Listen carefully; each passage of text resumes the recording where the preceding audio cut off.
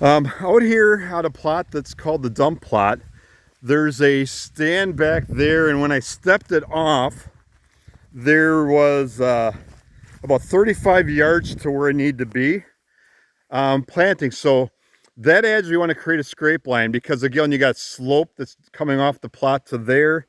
I want to keep deer tight within stand range.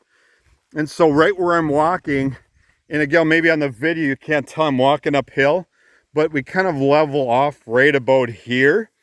And so I want to plant my inner sanctum along that edge, annual perennial clovers, because that it slopes off and I don't want erosion on this plot. So we'll have preferred forage closer to the stand.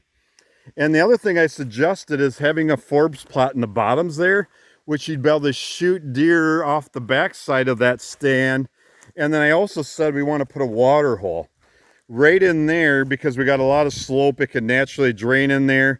And we want the deer to come in right along here, right in front of the stand to either enter the water hole, go down to the Forbs plot. And that Forbs plot would be an isolated little honey hole of sorts because we have elevation. So you'd have, like I always talk about, I like to have stands where you can shoot off two different areas, two different plots. That would create a two plot effect. We'd be able to create some tightness to keep the deer closer where we need to be. We're mindful of the erosion control off this steep slope. And again, there's another area the deer would enter is from there, but we also want to really create a scrape line effect, which we don't have going on now. Yes, the deer funnel in here, but I don't want it to be random. I want them to walk right coming through there or from back there, traveling a scrape line, putting a mock scrape hemp rope combo right there, stands up there. So visualize. Might be able to harvest the deer off the scrape line with hemp ropes. Might be able to harvest the deer walking out there, going to water. Might be able to harvest the deer down in the isolated honey hole.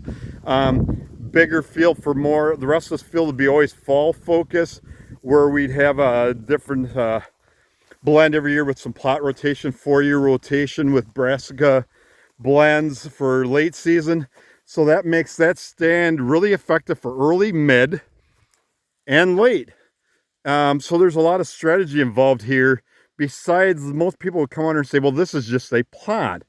To me, this would be a project for conservation, dialing deer in, improving the soil. We want to plant some greens and greens out here to build soil because this is mainly sand, but we have some black. So we do have loam, but it's probably 80% sand with 20% loam, I'm guessing.